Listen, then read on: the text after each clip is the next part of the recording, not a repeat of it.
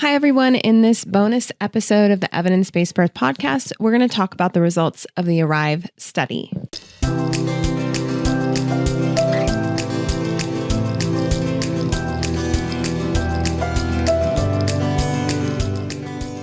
Hi, everyone. My name is Rebecca Decker. I'm a nurse with my PhD and the founder of Evidence-Based Birth. So I'm sure a lot of you heard the big news about the ARRIVE study being presented at the conference for the Society for Maternal-Fetal Medicine.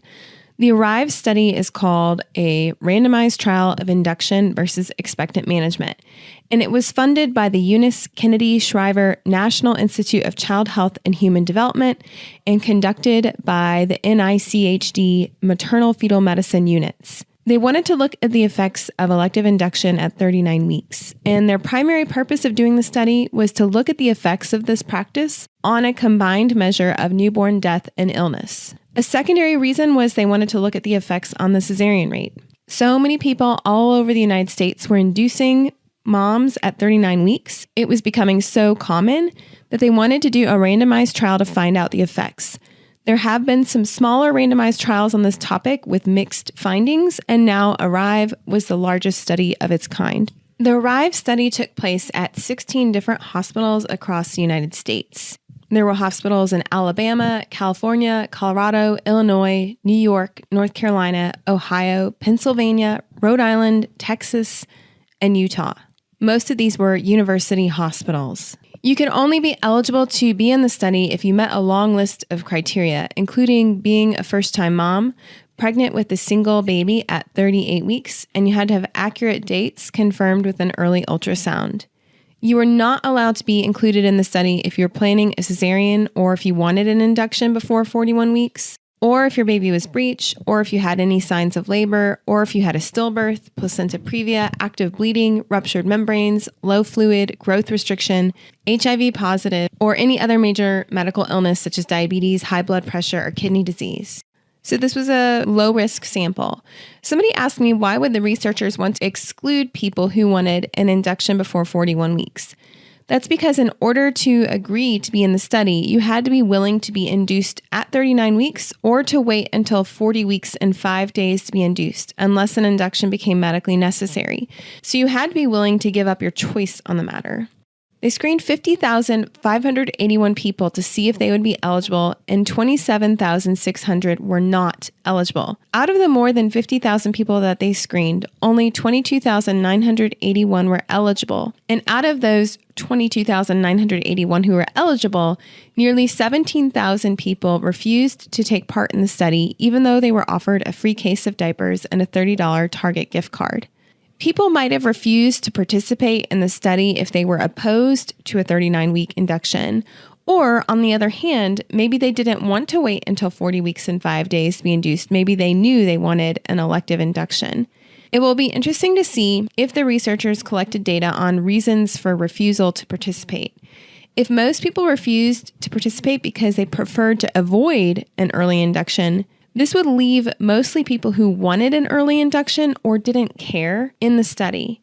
If that was the case, then the study would have been biased in favor of higher satisfaction in the early induction group because their care would have lined up with their goals and preferences for their birth. So after those 17,000 people declined to take part, that left 6,106 people who were enrolled in the study. Those people were assigned to either be induced by 39 weeks and 3 days, or to wait until labor up until 40 weeks and 5 days. After that, you could be induced if you wanted, or keep waiting until 42 weeks and then be induced at that time point.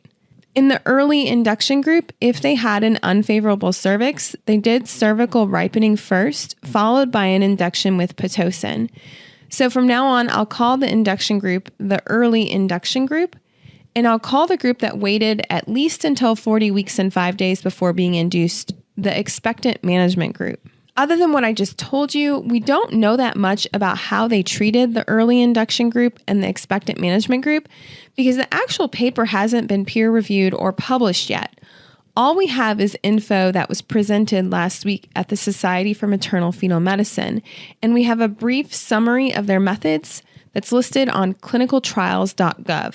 But I'm guessing, based on some of the other induction trials that have been done recently, that they were really deliberate in writing study guidelines to prevent, quote, failed inductions by giving people in the early induction group lots of time to labor to have a very long induction if they needed one.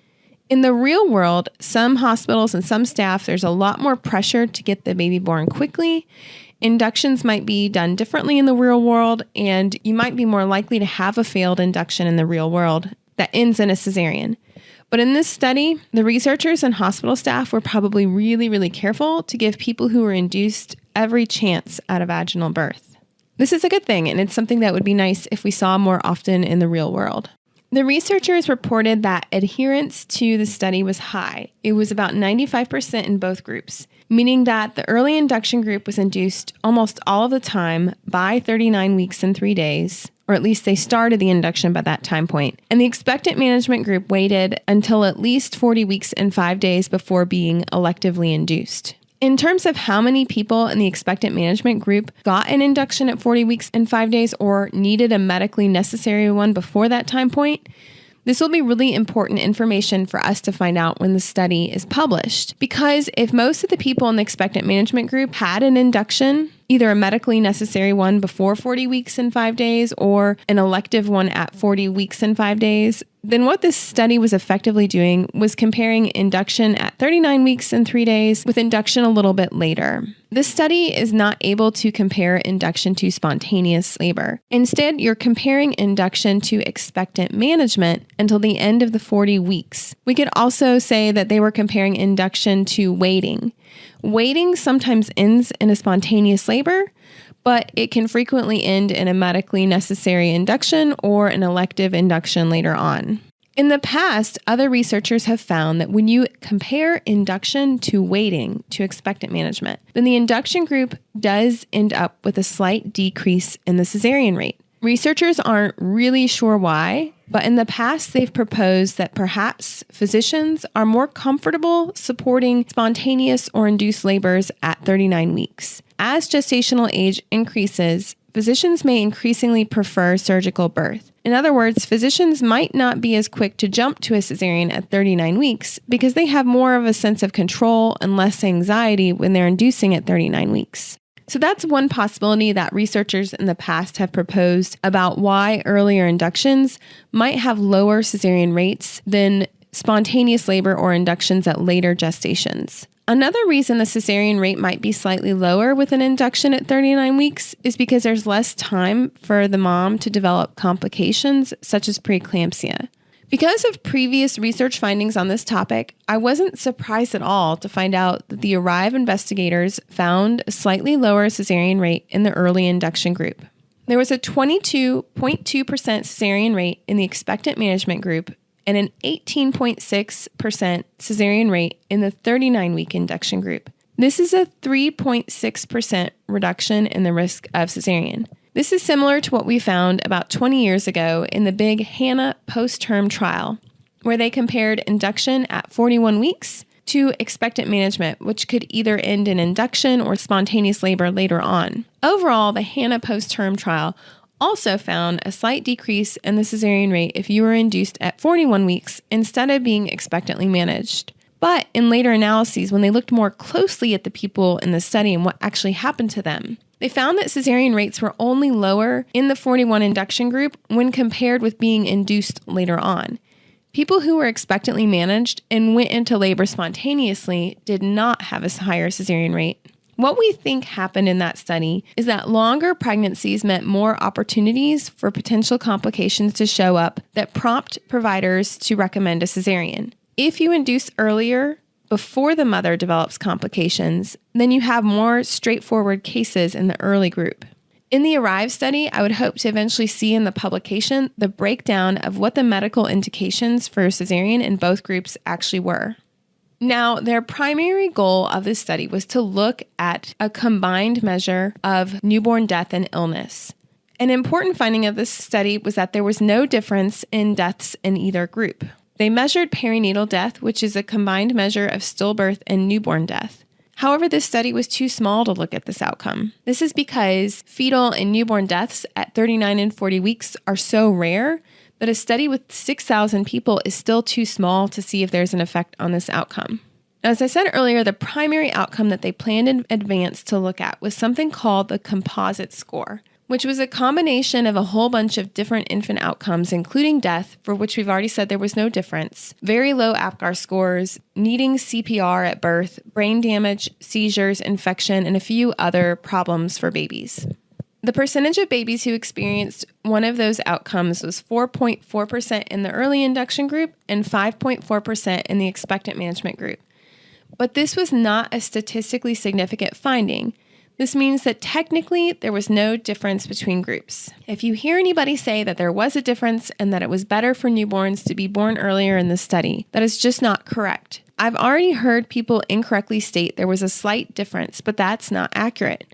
If the finding is not statistically significant, then there is no difference in that primary outcome of infant health. And the fact that one result was slightly higher or lower could have happened randomly by chance. This means that it's not a real difference. From looking at their table that they presented at the conference, it looks like the only difference in infant outcomes out of that whole long list that I read earlier came from needing resuscitation at birth. 91 babies in the early induction group needed resuscitation within the first 72 hours of life. That's 3%, compared with 127 babies in the expectant management group, or 4.2%. There were no other differences in any other newborn health outcome that they looked at.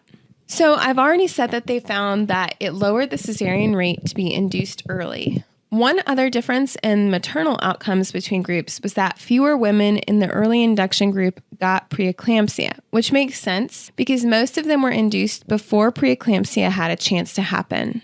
About 9% of women in the early induction group developed preeclampsia or gestational hypertension, compared with 14% in the expectant management group. There was also a higher satisfaction with the early induction group, but it's difficult for me to see from the presentation slides how they measured maternal satisfaction and if this was a clinically meaningful significance. Also, as I mentioned earlier, because of the type of people who agreed to be in the study, it's possible that this might be a biased result. There were no other differences in maternal health outcomes such as postpartum hemorrhage or maternal ICU admissions. It looks like they did not measure breastfeeding and they did not report epidural use.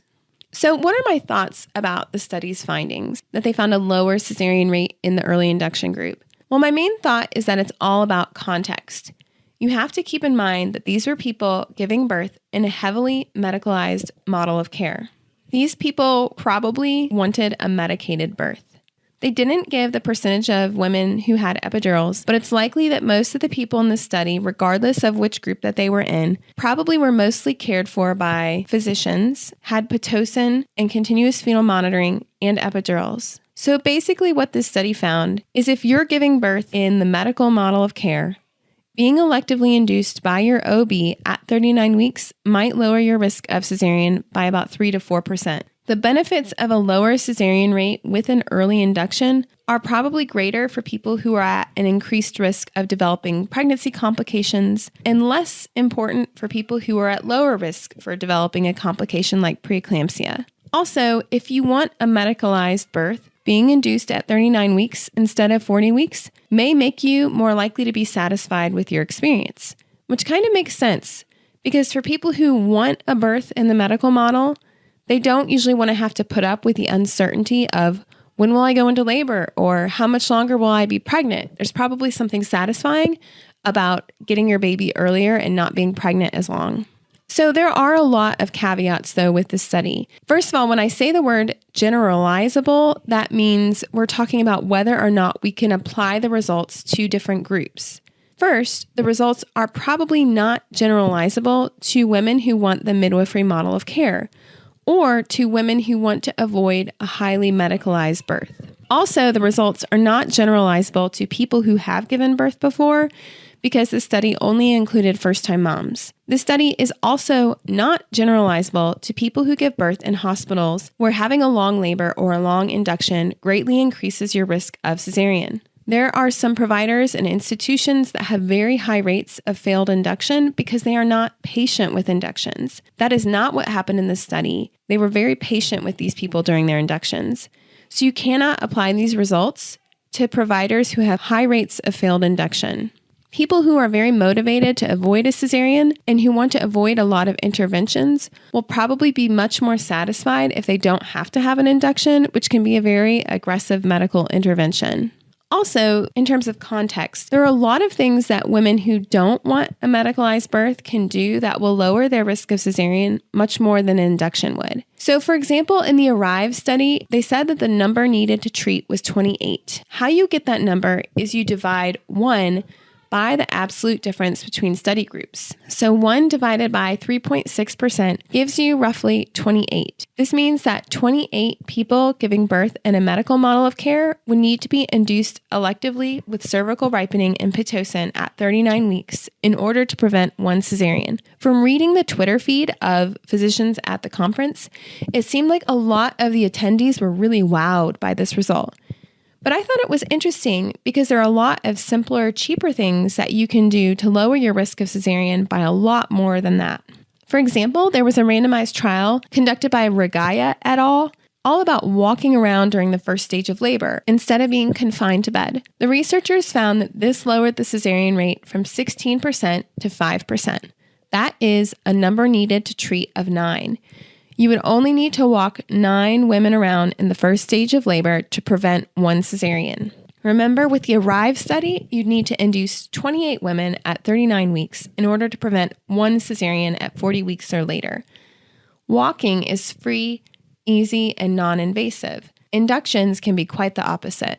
Having a doula is another great example of a much less expensive, less invasive, or non-invasive way of lowering your risk of cesarean. There was a really high-quality randomized trial published by McGrath and Kennel where they found that adding a doula to your birth team dropped your cesarean rate from 25% to 13.4%.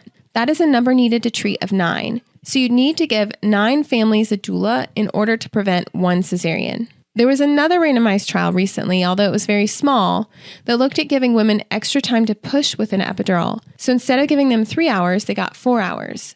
This lowered the cesarean rate from 43% to 20%.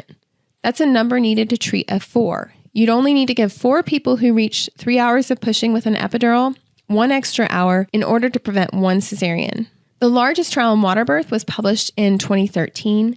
They had 100 people in both groups, and they found that people randomly assigned to land birth had a cesarean rate of 16%, and the water birth group had a cesarean rate of 5%. That's a number needed to treat of 9. So 9 people would have to plan a water birth in order to prevent 1 cesarean. Also, this is not a randomized trial, but we know that freestanding birth centers have a 6% cesarean rate.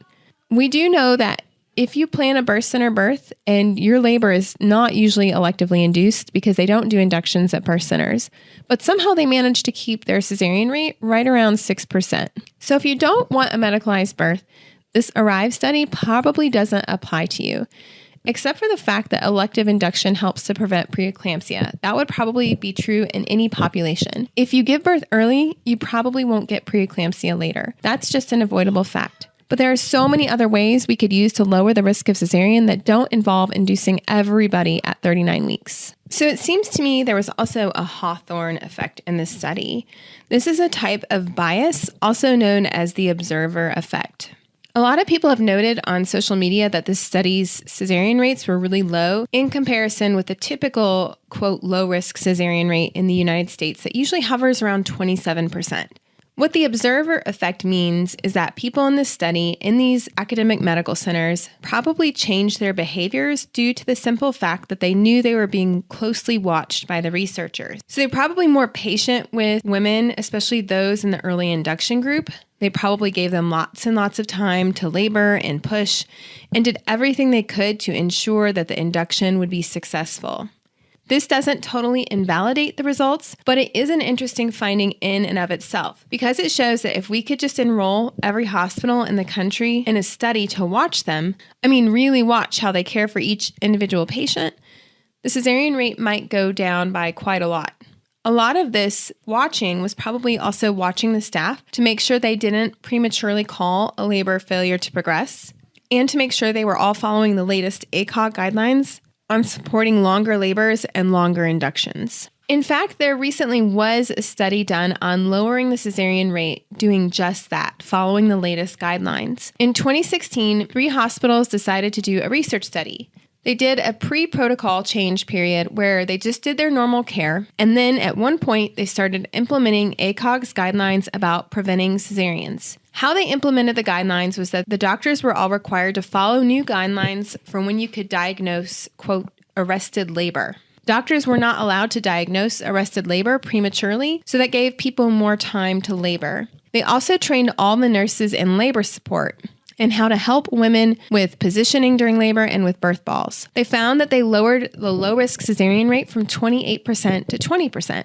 They did not decide to electively induce everyone at 39 weeks, and yet they achieved a huge reduction in their cesarean rate simply by being more patient with people in labor and giving them more support and giving the nurses the tools they needed to provide more support. This was published by a group of researchers named by someone with the last name Bell in 2017 in the journal Obstetrics and Gynecology, and it's a really great example of specific hospitals putting low-cost, easy, non-invasive methods into place to lower the low-risk cesarean rate. And they were really successful. But I'm not done. There was actually another hospital system in 2017 that published a paper all about how they lowered their cesarean rate. They lowered their primary cesarean rate from 29% to 12% in a 12-month period. How did they do it? Well, they stopped electively inducing labor before 41 weeks. They made sure to only admit women to the hospital once they were 4 centimeters, and they started using intermittent auscultation instead of continuous electronic fetal monitoring. They also watched each OBGYN. Somebody calculated the cesarean rate each month for each individual provider and delivered it to the providers. This study was published by a group of researchers led by someone of the last name Javernick. Now, the Javernick and the Bell studies, both of which happened in 2017, were not randomized trials, but they were real-life studies showing what happens in real life in a specific hospital when you make specific changes. And all of these hospitals were really successful. And they didn't lower the cesarean rate by inducing everyone. In fact, it was the opposite. In the Javernick study, they actually stopped scheduling elective inductions at all before 41 weeks, and they achieved a 12% cesarean rate. So there are different ways you can go about creating change in the cesarean rate. There are low-cost ways and there are high-cost ways. There are some ways that will work better for some people, such as people who give birth in highly medicalized places, and some methods that will work better for people who want more hands-on support instead of interventions. You don't have to have an elective induction at 39 weeks to lower your cesarean risk. There's actually a whole toolkit of things that can be used that we can pick from and choose. It will be interesting over the next few years to see which hospitals and which providers choose which path they're going to take, and which professional organizations choose which paths. Which leads me to the professional organization response. The Society for Maternal-Fetal Medicine has already come out with a press release stating that they are not changing their guidelines. They are awaiting the publication of the peer-reviewed article before they even think about changing anything. The American College of Nurse Midwives came out with a statement right away stating that they still support physiologic birth. It will be interesting to see what ACOG says eventually. I'll also be interested to see if the peer reviewers who review this article, once it's submitted for publication, realize any of these contextual factors that I just brought up. In the end, this was a really fascinating randomized trial, and the researchers put a ton of work into it. I can't even imagine how much work and money it must have cost to screen 50,000 people, approach 17,000, and then follow 6,000 through this protocol. It was fascinating that they were able to do it, and I look forward to the peer-reviewed article, and I hope that the peer reviewers pick up on some of the things that I noticed as a researcher. The bottom line, if you want a birth in the medical model of care and you're giving birth in a hospital that's committed to helping you have a successful induction, then early induction at 39 weeks might be a way to lower your risk of cesarean, especially if you're at increased risk of developing pregnancy complications. Elective inductions also, when done early, do lower your risk of developing preeclampsia or high blood pressure. But for people who don't want early elective inductions, there are many, many different ways that you can use to lower your risk of cesarean and lower it a lot more than 3.5%. So I hope you found this podcast helpful. Thanks and bye.